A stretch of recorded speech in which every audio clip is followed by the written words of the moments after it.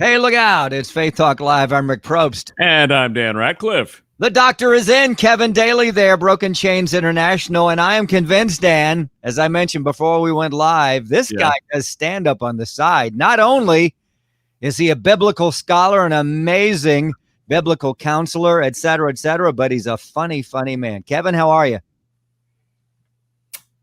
After that introduction, one would not even desire to open one's mouth. I'm grand, and I'm really glad to be with you boys again, and it's a treat every time for me. And I commented before we started on your shirt. That is an awesome color, very nice, as you say, autumn color, pumpkinish. Would you call that pumpkin, or what color would you call that? Is he asking me? No, Rick, I think you were out of the gate first. What color would you? I don't know. A salmon color? So I'm the colorblind one among the three of us. I'm not telling you a word of a lie. I actually like to edit it and call myself color deficient. I used to think that I was just absent on those days in school when they were teaching the colors, and so. But if you've ever done that colorblind test, you know where the numbers are in the middle of all the dots. Yeah. Good luck to you. You don't see it. I see nothing. Wow. Now, would it be a stretch if I said the missus picked that out for you? You didn't pick that out for yourself, right? Yeah, like there's a certain number, and I know, the shades that, and what they kind of go with, but like it would be a lie also to tell you that I've gone out the door color coordinated every day. Sometimes the socks, give it away, And she says, "You're going to wear that," and you say, "Maybe I shouldn't." Yeah, that's funny. Kevin Daly here, Broken Chains International. She obviously has a fear of you going out in public, of you dressing yourself, which leads me to the story. How'd you like? Nice transition, Rick. I like that. Thank you. That's why I get paid the big bucks. Let's see. Most Googled fear of 2020. They went state by state. The number one overall basically is fear of people. You probably knew that already, right? Is it fear of people first, then fear of death, and then fear of taxes or something, I think. Something like that. Yeah. Speaking is up there. I understood speaking, fear of speaking. Yeah. But maybe that fits into the people piece. In New York, it is philophobia, which is the fear of Philadelphians. No, I'm sorry. As well, it should be. It's the fear of falling in love or intimacy, which I have never heard of that fear. That's New York State, not necessarily New York City. Just New York City. Okay. Florida, germophobia. I would have thought it was fear of alligators, but maybe not. Okay. California, is it nomophobia, the fear of no cell phone. This is real stuff. Now, this is not TMZ, Paul. This is Googled stuff. Massachusetts, fear of failure. Indiana, fear of being alone. But if you live in Indiana, aren't you alone already? In many places, yeah, I think so. Yeah. So fear's still out there. Kevin, why do we fear? Why are we fearing here? What's going on? Yeah, way to just lob that one to me. Maybe we need more time for that, brother. Openings in my calendar. Be happy to schedule an intensive. We call it the fear breakthrough intensive. Yeah.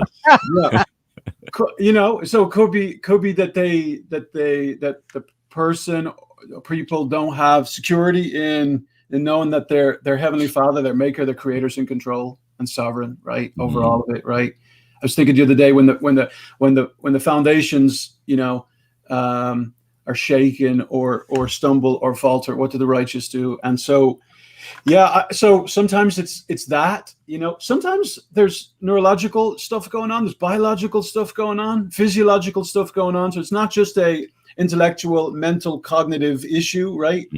However, when it is that, right, that's where, as counselors, we love to jump into the trenches with people and find out, what's going on, what are they believing, right? Because belief drives behavior, and everything that we're experiencing kind of comes through a filter, right? That gets, we make certain conclusions. I'll never forget when I moved into your world. few years back into this country, this landmass. Yes. The air conditioning stopped working. I called the HVAC fella. I said, listen, these Irish freckles about to burst off of my face. It's not working. The air's not working. He said, have you changed the filters recently? And I said to him, the filters, what? I didn't even know we had a filter. The only filter I know is a filter fish, and we don't have a fish tank in this house. He said, I'm coming over. So he comes over, takes out most people in life don't realize we function with a filter, a mental filter. Mm-hmm. And they're not even checking it. They're not second guessing it. They're just believing what they're perceiving, right? Wow. Take this ball for an example. Like, what would you say the color is predominantly of this ball? Blue. Blue? Sure. Blue. Okay. And it's still, yes. Are you sure about that now? How did you do that? Yeah. So it's, like sometimes it's about perspective. But yeah, I think a huge amount goes back to sovereignty of God. Huge amount goes back to we're looking for our identity in all the wrong places, right? Instead of receiving our identity from the one that made us. Mm-hmm. And that oftentimes kind of weighs into fear. But fear's a big bad boy. I love the acronym that says false evidence appearing real. Fear. Yeah. But fear is not something that needs to be absolutely absent for us as believers, right? We can be afraid, we can feel fear and still practice faith, right? In the presence of fear, in the midst of fear, trusting the one whom we have to do ultimately with and move forward in the way that we feel like he's calling us to go. That's so good stuff. Yeah, Kevin Daly, the CEO of Broken Chains International. Now let's get to, speaking of acronyms, an acronym that you wanted to talk about today, and that is the acronym GRIT. So we're not talking about grits like we eat in the South here, which is a little bit different, which is probably something you never experienced until you came here, I would assume. That's not an Irish thing at all. But let's talk about GRIT. Tell us what GRIT stands for. Yeah. So well, first of all, like if you don't need grit today, I don't know. I'd love to know what you're having for breakfast. So the G. Let's just say the G stands for.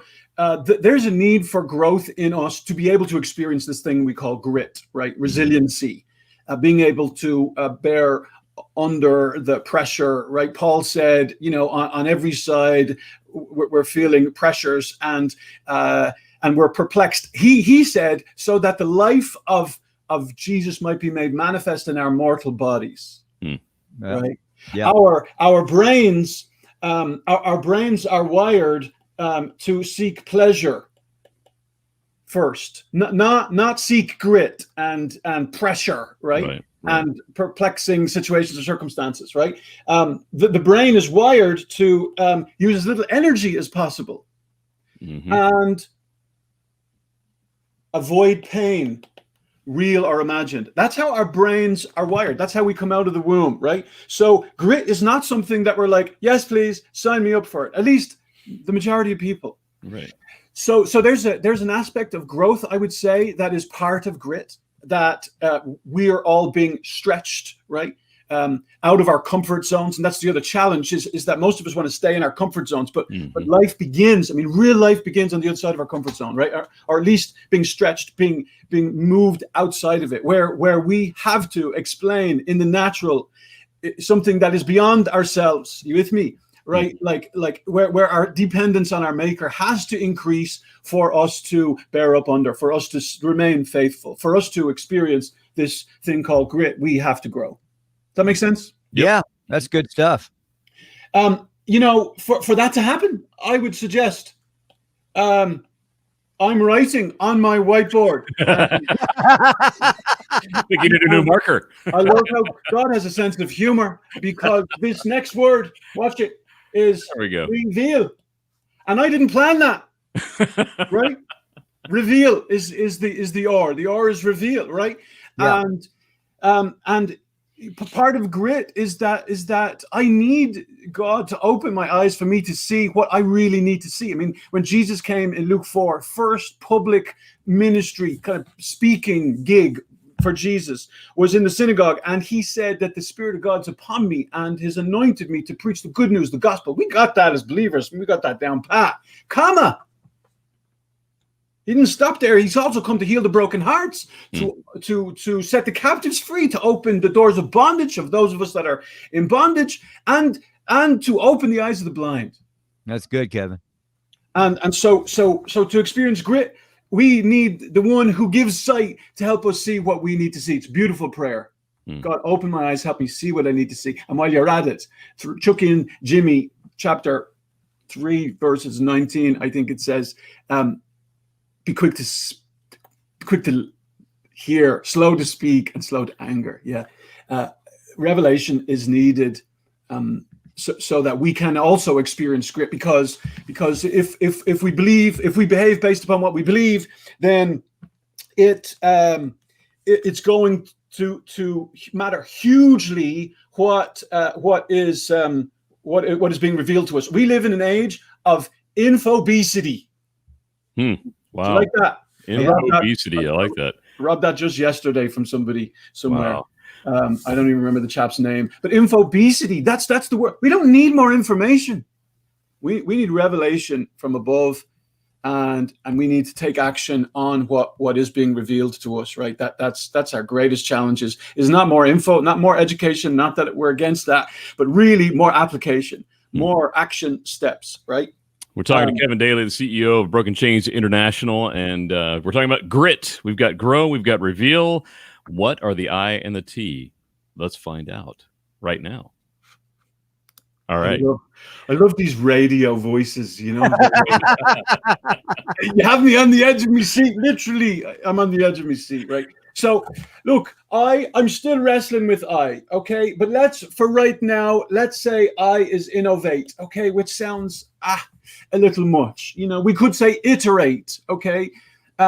When we are being stretched, being taken outside of our comfort zone, when God gives us eyes to see what we desperately need to see, you know, on that one, Romans 8:32 says, you will know the truth and the truth will set you free, right? Mm-hmm. Experiential truth is what that's talking about, not just knowledge, right? What then we're responsible, right? Then don't just be hearers only, but be doers of the word. We've got to apply it. We've got to innovate. We've got to look. More of the same is going to get you more of the same. The stereotypical counselor question is, and how is that working for you? You know, and so sometimes that means we got to up level our skills. Right, because we didn't get those sometimes, coming up through the pike, coming up through the whatever, right? And so sometimes we need to up level our skills. Sometimes we need to let go of some excess baggage that we've been carrying for far too long, that is not serving us, that is not helping us live a life abundantly in which Jesus came to give to us in John 10:10. So sometimes there's an innovation or an iteration, an edit of what is right now, an edit of how I'm doing life right now, which is not serving me, which is not abundant, which is not attractive, honestly, to the world that's around me. Yeah. Ireland is known for their, occasional gargle. And, like if people were looking at you and would they order whatever you're drinking? Wow. Meaning whatever you're putting in your life, meaning whatever you're focusing on, right? Because as we've shared before, focus affects your feeling, and feeling affects your functioning, and there's no escaping it. So, are you ready for? Let's do the T. Ready for the T? Yeah. Yes. All right, lad. The T. Give the us big the T. T under grit is that when grit is practiced, transformation is able to happen. Transformation is able to happen. Awesome. And so it's a process, right? Like perfection is not the goal. For those of you who are perfectionists listening, progress is the goal, right? In fact, if you really want to know what your father thinks about you, he already thinks you're perfect. And it wasn't because your mom and dad stopped having babies after you. It's because I'm the youngest. I thought that was the actual reason. Okay. You will know the truth, bro, and the truth will set you free. You no longer have to rely on the fact that you are last born to know that you are the apple of your father's eye. Wow. Okay. And so transformation is something all of us long for. Most people the scriptures say this: I want to know the power of his resurrection. But the first part of that verse actually says that I may know the fellowship of his sufferings and the power of his resurrection. We don't get to experience the power of resurrection life flowing in and through us without a bit of suffering, which in such cases, we're going to need some grit, to make it through. Wow. And there's a boatload more where that is coming from, gang. But does that help? Any questions? Does that make sense? Yeah. I was taking notes. I'm going to have to go back and watch this again because this is I'm a struggling perfectionist, a recovering perfectionist, but that's just all good. I mean, it's not just good; it's great. I'm serious. Now, you kind of touched on it here, but having grit, what does that look like practically in our lives? How do we put that into practice? Yeah. How do we experience grit? Yeah. Well, I mean, part of it in applying, first of all, I got to be willing to grow. I got to be willing to try something I've not tried before. I've got to be willing to do what I haven't been willing to do before. I'm free not to. Like, you can stay in the pig pen all you want. But the beauty about that story is it wasn't till the chap came to his senses that he got up, brushed himself off, and started heading home. And for most of us, like, we want to pull our friends, our family out of the pig pen oftentimes before they've come to their senses. So there's got to be a willingness to grow. I would say that there has to be a willingness to release what you are now holding on to be true. Like, is this ball yellow or is it, blue? That this is a trick, yes, but it serves a purpose, which is sometimes we're looking at the same thing, we see it radically different. Are you willing to be open to other people's perspectives of the exact same thing? And both of you actually could be true. So are you willing to seek your Father in heaven and ask him for the sight that you need, even though you've got physical sight? A lot of us have blinders on. Yeah. And then some of us are like truth seekers. Like, we are information gatherers. We are hoarders of information, where I think maybe infobesity kind of maybe comes from. But taking action on all that information. Yeah. You don't want to know how many hard drives I have, external hard drives with phenomenal teaching and training on them. It took a worldwide pandemic for me to launch a life coaching certification program. Mm-hmm. And I'm grateful for God, get me out of my comfort zone. It was one way that he used in my life to stretch me, to reveal to me, look, son, I can't give you a more perfect time for people to grow in their own skill set and in their own ability to be able to help other people along the line.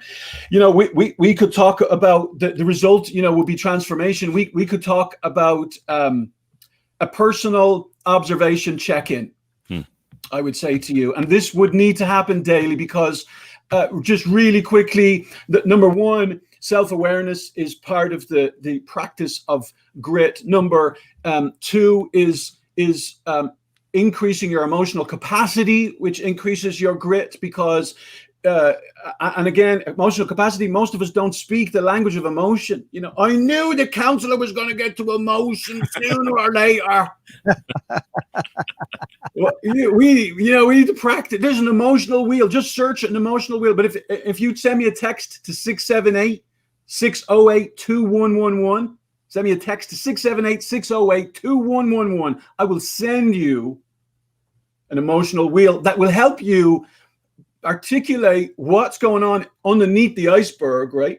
Yeah. Underneath the surface of the visibility of the iceberg, what's going on? Because the people in our lives respond so much more effectively to emotion. And so emotional capacity, increasing that, I would say. And then, being conscious and intentional about the environment that is that you are allowing yourself to be in, right? Your state, how you show up impacts, right? The story that you tell yourself, which ultimately impacts the strategies that you live out in your life. That's so good. Kevin Daly, Broken Chains International. And Dan, will you put that phone number back up? Yes. 678-608-2111. Text and he'll send you that. It was a wheel of emotion, I think, if you just type the word wheel in, because don't send me a blank text, but type the word wheel. Thank you for clarifying there, Rick. Text the word wheel, I'll send it to you. All right. They can also go to Broken Chains International. That's intl.com. Great stuff. Kevin, you always bring it. Wow. I mean, last time you busted me in the chops big time, and it was awesome. This one, you got the other side of my chop. At least you're even now, bro. I don't know what's left. I do know this, that you are also a magician with that ball. Amazing. Hey, here's my last thought for you. Look, this is a different ball. The ball has not changed form. Your mind is not playing tricks on you. Your enemy wants to keep you small, keep you right where you are, and your Father has so much more for you, in you, through you. In fact, can I just say, he's so much more interested in the work that he is doing in you ever before the work he wants to do through you to the world around you. That's good. Wow. Hey, check out the website there, and again, text and get that. You got to put wheel in there as you dial the number, text the number, and get that chart. Kevin, as always, thank you so much for your time. We appreciate you very, very much. Let's take a break. We'll be right back. I'm Rick Probst. I'm Dan Ratcliffe, and I'm hungry for rich now. This is Faith Talk Live.